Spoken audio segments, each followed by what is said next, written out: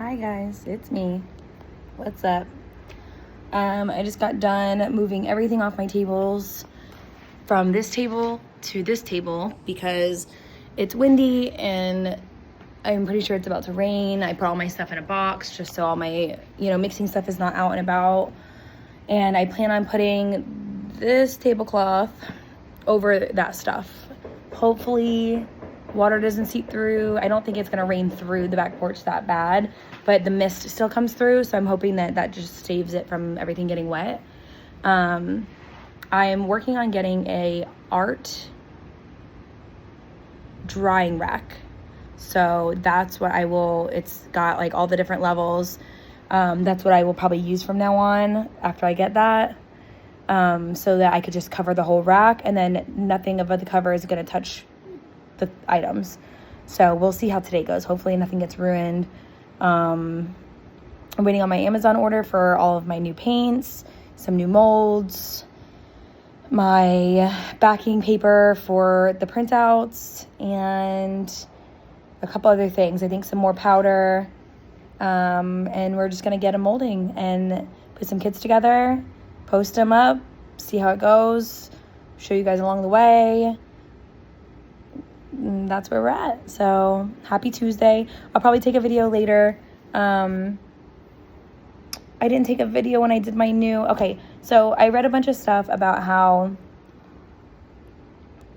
using some type of form of vibration against the edge of the moldings knocks out all the air bubbles from your molding. From the mold.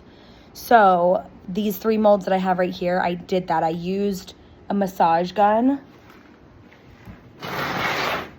that I had laying around that nobody was using. And I tapped the table with it. I tapped the edges of the thing with it. I tapped right on top around the surroundings of each one with it. You saw it got a little messy. Don't care. As long as it works, do not care. And then as well as that, I made my mix. I did the 2-to-1 still. So I didn't do regular 2-to-1. I did 1 cup plaster of Paris, 1 cup perfect plaster. It's all the way at the bottom there. Perfect plaster, which is a bag of plaster that you get for $9 for 8 pounds, I think, at Hobby Lobby. So I did 1 cup of each. And then I did 1 cup of ice cold water. So what I did is, where's all my buckets? Let me see. One of my really tall buckets over there behind all that stuff.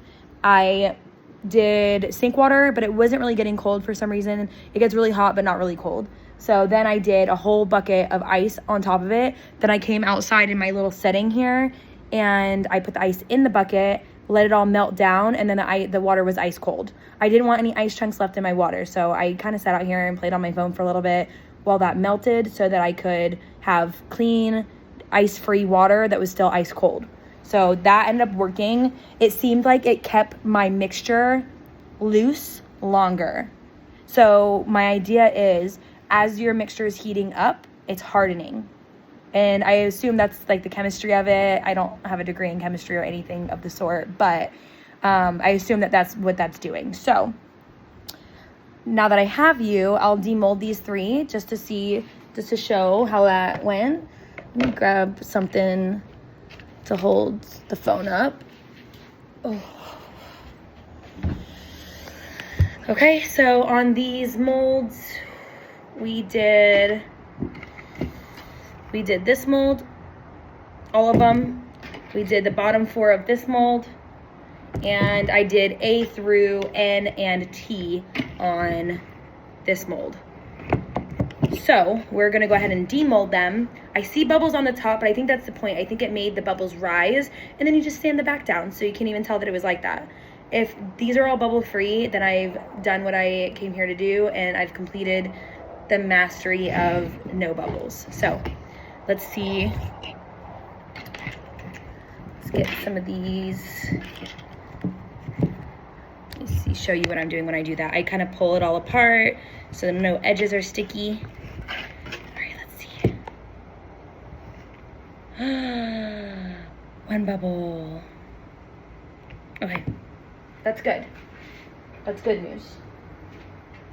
Let's keep it going. Guys. No bubbles. Okay. It could probably use a little bit more of the vibration because there are like little tiny bubbles like around the edges, or I need to fill them up more. The molds. But I'm very, very happy. There's little to no bubbles in every single one of these. What that means is that the vibration and the cold water together is key. This one has a couple more bubbles.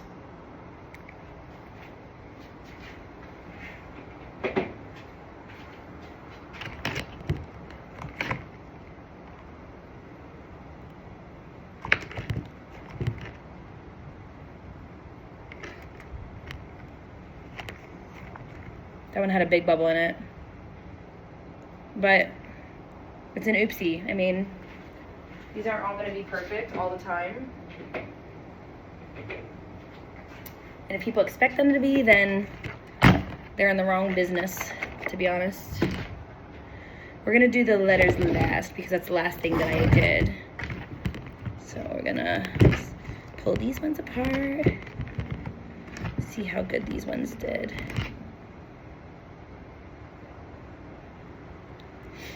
They came out awesome. That one had a bubble in it. Those usually come out perfect, so I'm surprised.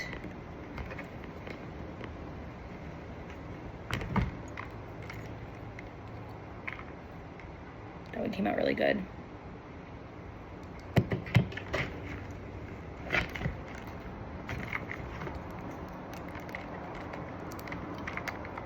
These have to be sanded down. These weren't filled up all the way, so they kind of like have all the rough edges on the back. So those came out really good.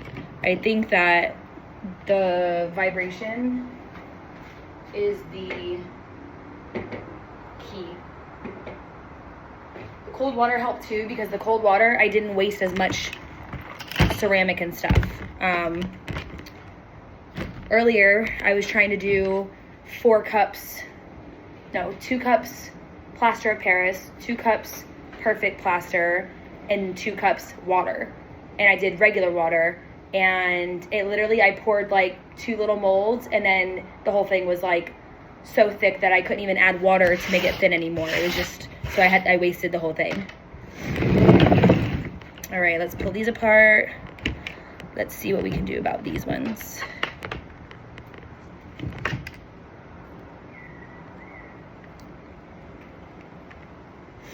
Literally perfect. The P is the one that broke last time. It came out perfect.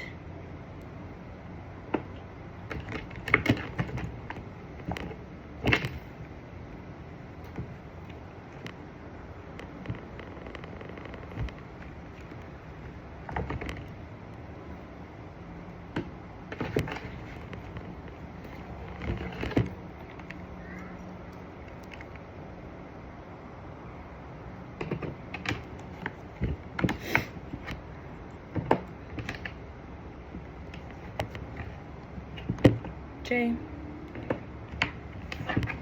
The I was the one that was imperfect last time, but that's because it was hard to pour a thick pour into some of these thinner letters. But with the cold water, the pour stays thin, and so I think that's it. I think the cold water plus the vibration. Oops, we don't want to break this G.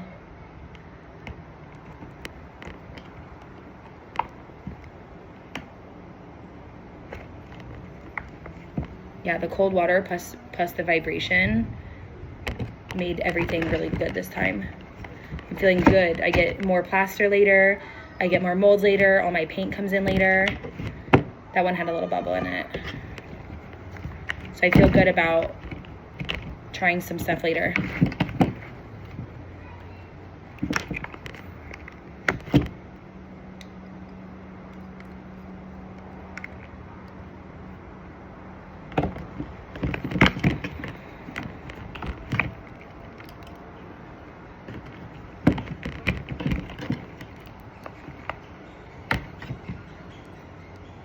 Perfect. Okay, I'll jump on later when I start making my kits. We'll throw kits together. We'll throw kits together, and we'll see you then. Bye.